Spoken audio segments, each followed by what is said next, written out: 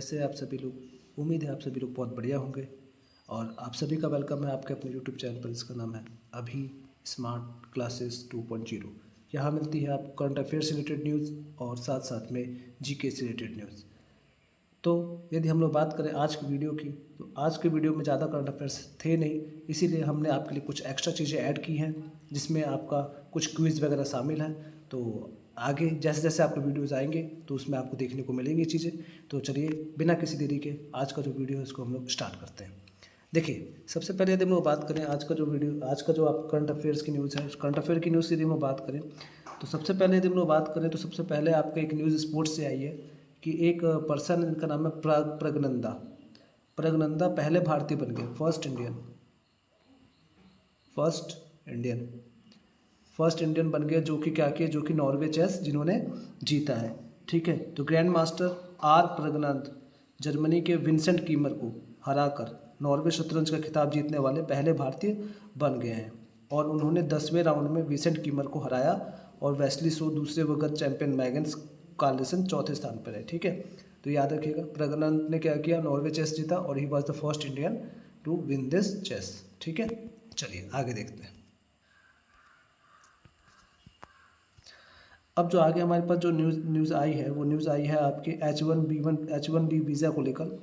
और बात करें हम लोग H1B वीज़ा की, तो ये आपकी दूसरी न्यूज़ आज की है और दूसरी सबसे इम्पॉर्टेंट न्यूज़ है, कह सकते हो आप, कि H1B वीज़ा को लेकर सबसे पहले तो आप ये देखिए कि H1B वीज़ा के लिए कुछ आपके डिसीजंस लिए गए। और जो अमेरिका का अभी कांग्रेस में सेशन हुआ था कांग्रेस का, तो उसमें आपके कुछ इंपॉर्टेंट डिसीजंस लिए गए।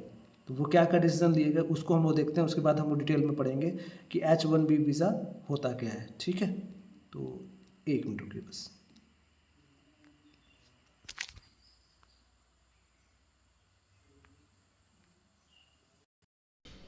हाँ, तो अगर यदि हम लोग बात करें H1B वीज़ा की, तो इसमें क्या है, इसमें यदि हम लोग बात करें तो इसमें सबसे पहले हम लोग देखते हैं कि H1B वीज़ा जो है उसके लिए क्या नए विधेयक में क्या प्रावधान लाए गए हैं। तो सबसे पहले H1B वीज़ा जो होता था, इसके तहत क्या होता था, इसके तहत ग्रीन कार्ड बहुत ईजिली मिल जाया करता था।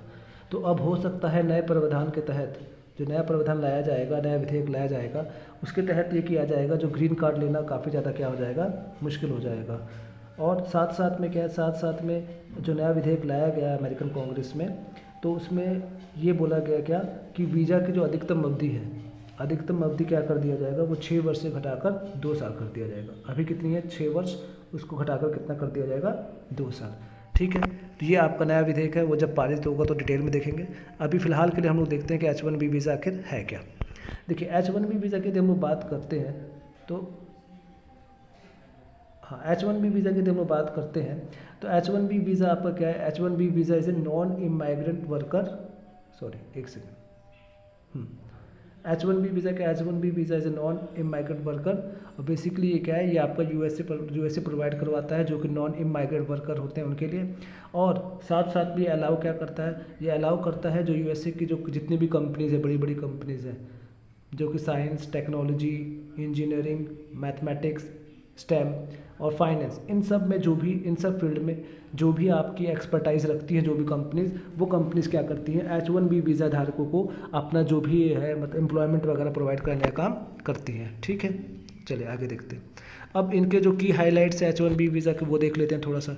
तो यदि हम लोग बात करें तो एलिजिबिलिटी के लिए क्या है, सबसे पहले आपके पास बैचलर डिग्री होनी चाहिए, या फिर जिस भी आप फील्ड में जा रहे हो, जिस भी कंपनी में जा रहे हो, उस कंपनी का कोई स्पेसिफिक आपके पास जॉब ऑफर होना चाहिए। ठीक है, और साथ साथ में क्या है, साथ साथ में स्पॉन्सर होना चाहिए, यानी कि जो वीज़ा है वो वीज़ा डायरेक्टली इंडिविजुअल को नहीं दिया जाएगा।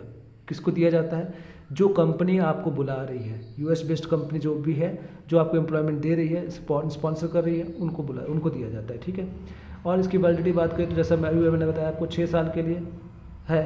ठीक है, 6 साल के लिए है, जो कि पहले तो आपको 3 साल के लिए इशू किया जाता है, बट बाद में उसको 6 साल के लिए एक्सटेंड किया जा सकता है, बट उसको अब घटाकर ये लोग 2 साल कर देंगे। ठीक है, और साथ साथ में क्या है, साथ साथ में आपके ये भी बोला गया है, इसमें जो आपका H1B वीज़ा होता है वो मिलता कैसे है, तो उसमें लॉटरी प्रोसेस होता है। क्या होता है, लॉटरी प्रोसेस। ठीक है, इसमें क्या होता है, इसमें आपके लगभग 85,000 जो वीज़ाज होते हैं वो हर साल इशू किए जाते हैं, और कंप्यूटर जनरेटेड लॉटरी सिस्टम के थ्रू। ठीक है, और ये वीज़ा जो है उनके लिए फ़ायदेमंद है जो कि यूएस कंपनी में वाकई में काम करना चाहते हैं। ठीक है, चलिए आगे देखते हैं। ठीक है, तो ये था आज की आपका वीडियो, आज का आपका करंट अफेयर में केवल इतना ही था। अब बढ़ते हैं हम लोग अपने नेक्स्ट क्विज सेक्शन की तरफ। आज हमने एक स्पेशल इसमें सेगमेंट जोड़ा है क्विज सेक्शन का। तो आइए देखते हैं क्विज के बारे में। आप लोग कमेंट सेक्शन में आंसर जरूर दीजिएगा। हालांकि इसके आंसर पहले से इसमें दिए हुए हैं, पर फिर भी आप कोशिश कीजिएगा कि वो बिना देखे आप लोग आंसर दे सकें। कुछ स्कीम ऐसी भी हो सकती हैं जो कि आपके बिल्कुल ही नहीं होंगे। तो आइए देखते हैं इंटरेक्टिव करंट अफेयर MCQs। सबसे पहला क्वेश्चन इसमें देखिए तो इसमें सबसे पहला क्वेश्चन आपके सामने है, वो ये है कि हाल ही में चर्चा में रहा इंडिया सेमीकंडक्टर मिशन ISM 2.0 का मुख्य उद्देश्य क्या है? भारत को कॉमर्शियल स्पेस मिशन के लिए तैयार करना, भारत में इंडिजीनियस सेमीकंडक्टर डिज़ाइन और मैन्युफैक्चरिंग इकोसिस्टम को मजबूत करना, देश की सबसे सरकारी स्कूलों में फ्री AI लैब्स खोलना, या सुपर कंप्यूटर के लिए सॉफ्टवेयर एप्लीकेशन डेवलप करना। तो आंसर क्या होगा? भारत में इंडिजीनियस सेमीकंडक्टर डिज़ाइन और मैन्युफैक्चरिंग इकोसिस्टम को मजबूत करना। ये मिशन किस लिए? ये मिशन देश में हाईटेक माइक्रोचिप्स और फैब्रिकेशन यूनिट्स को सेटअप करने से जुड़ा हुआ है। ठीक है, चलिए आगे देखते हैं। दूसरा question, global chip supply chain में सबसे बड़ा शेयर और डोमिनेंस किस देश का है? ताइवान, सऊदी अरेबिया, ब्राज़ील और जर्मनी। तो आंसर होगा ताइवान की अगर बात करें, ताइवान में TSMC होता है। ताइवान सेमीकंडक्टर मैन्युफैक्चरिंग कंपनी है जो कि वर्ल्ड लीडिंग टेक्निकल जाइंट है। ठीक है, चलिए आगे देखते हैं। तीसरा क्वेश्चन देखिए तो तीसरा क्वेश्चन आपके H1B वीज़ा से है। H1B वीज़ा मुख्यतः किस देश के द्वारा फॉरेन प्रोफेशनल को एम्प्लॉय करने के लिए जारी किया जाता है? तो आंसर आपको पता ही होना चाहिए, अभी मैंने बताया था, यूनाइटेड किंगडम, ऑस्ट्रेलिया, USA और जापान। तो आंसर क्या होगा? USA। ठीक है, और USA में आपके सिलिकॉन वैली है जो कि आपके गूगल और अमेजन का क्या है? हेडक्वार्टर है ना। और इंडिया का सिलिकॉन वैली किसे कहते हैं आप लोग कमेंट सेक्शन में बताइएगा। ठीक है, चलिए आगे देखते हैं। चौथे क्वेश्चन की तरफ देखिए तो USCIC के मुताबिक हर साल दिए जाने वाला टोटल H1B वीज़ा में से लगभग कितने शेयर इंडियन प्रोफेशनल को मिल सकते हैं? तो लगभग 70 से 75%, यानी कि 2/3 होता है लगभग। ठीक है, चलिए आगे देखते हैं। जियोपॉलिटिकल चर्चा में रहने वाले स्ट्रैटेजिक ऑटोनॉमी शब्द किस संदर्भ में सबसे ज़्यादातर उपयोग किया गया? Strategic autonomy. तो स्ट्रैटेजिक ऑटोनॉमी विदेश नीति जहाँ देश बिना किसी सुपर पावर ब्लॉक के दबाव के स्वतंत्र निर्णय लेता है, किसी स्टेट की सेंट्रल गवर्नमेंट से अलग होकर नया देश बनाने की मांग करना, बैंक्स के द्वारा डिजिटल करेंसी लॉन्च करने की तैयारी करना, स्वतंत्रता, स्पेस एजेंसी को बिना रॉकेट्स के सैटेलाइट लॉन्च करने का फॉर्मूला। तो आंसर क्या होगा? विदेश नीति जहां देश बिना किसी सुपर पावर ब्लॉक के दबाव की स्वतंत्रता निर्णय दिया जा सकता है, यानी सुवर्जिनिटी से रिलेटेड है कहीं ना कहीं आपका, है ना। तो ये विदेश नीति और राष्ट्र सुरक्षा से जुड़ा एक नया सिद्धांत है, स्ट्रैटेजिक ऑटोनॉमी। ठीक है, चलिए आगे देखते हैं। अब इसके बाद नेक्स्ट अगर हम लोग बात करें तो नेक्स्ट आपका वही लॉटरी, जो आपका लॉटरी सिस्टम जो H1B1 में होता है, उसको फ्रॉड को रोकने के लिए USCIC ने H1B रजिस्ट्रेशन में फाइनेंशियल 2015 से कौन सा नया नियम लागू किया है? Beneficiary centric selection system, only offline paper filling system, interview only selection system, completely free registration system. तो आंसर होगा बेनिफिशियरी सेंट्रिक सिलेक्शन सिस्टम। ये एक नया सिस्टम है जो कंपनी के बजाय सीधे कैंडिडेट की यूनिक आइडेंटिटी और पासपोर्ट पर फोकस करता है। ठीक है, चलिए आगे देखते हैं। नेक्स्ट क्वेश्चन देखिए तो ग्लोबल इकोनॉमिक में supply chain resilience initiative SCRI का क्या महत्व होता है? तो इसका आंसर क्या होगा? किसी एक देश जैसे चाइना पर सप्लाई चेन की निर्भरता को कम करना और अल्टरनेटिव नेटवर्क्स को बनाना। ठीक है, चलिए आगे देखते हैं। सेमीकंडक्टर मैन्युफैक्चरिंग में उपयोग होने वाले सबसे मुख्य बेस मटेरियल का नाम क्या है? तो इसका आंसर होगा कॉपर, सिलिकॉन, एल्यूमिनियम, प्लास्टिक। तो आंसर क्या होगा? सिलिकॉन, है ना। सिलिकॉन के नाम पर क्या रखा गया? Silicon valley. ठीक है, चलिए आगे देखते हैं।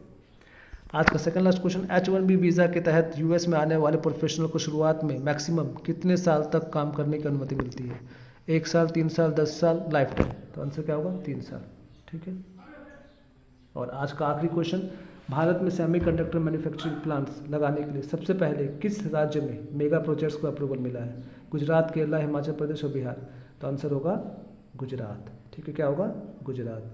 और ये राज्य भारत के वेस्टर्न कोस्ट पर है और धोलेरा जो स्मार्ट सिटी है वो भी इस राज्य में ही मिलती है। ठीक है, तो ये था आज का आपका वीडियो, और इसमें करंट अफेयर के साथ में स्टैटिक पोर्शन आपके MCQs के थ्रू जोड़े गए, और जितने भी करंट अफेयर बन सकते हैं और ज़्यादा उसको आपका MCQ के थ्रू जोड़े गए। तो जहाँ कहीं भी आपको डाउट हो डायरी में नोट कर लीजिएगा। और उम्मीद है आपको ये वीडियो अच्छा लगा होगा। यदि अच्छा लगा हो तो आप इस चैनल को जरूर सब्सक्राइब कीजिएगा और कमेंट सेक्शन में ज़रूर बताइएगा आपका क्या स्कोर रहा, आपके कितने आंसर सही रहे। और इस वीडियो को ज़्यादा से ज़्यादा लोगों तक शेयर कीजिएगा और इस चैनल को इस वीडियो को लाइक ज़रूर कीजिएगा। और आप लोग कमेंट सेक्शन में कुछ नहीं दिखते हैं, कमेंट सेक्शन में ज़रूर आप लोग लिखा करें और ज़्यादा से ज़्यादा लोगों तक इस वीडियो को शेयर करें। और इस चैनल पर नए हैं तो इस चैनल को सब्सक्राइब करें। मिलते हैं नेक्स्ट वीडियो में, तब तक के लिए bye bye, take care, thank you so much.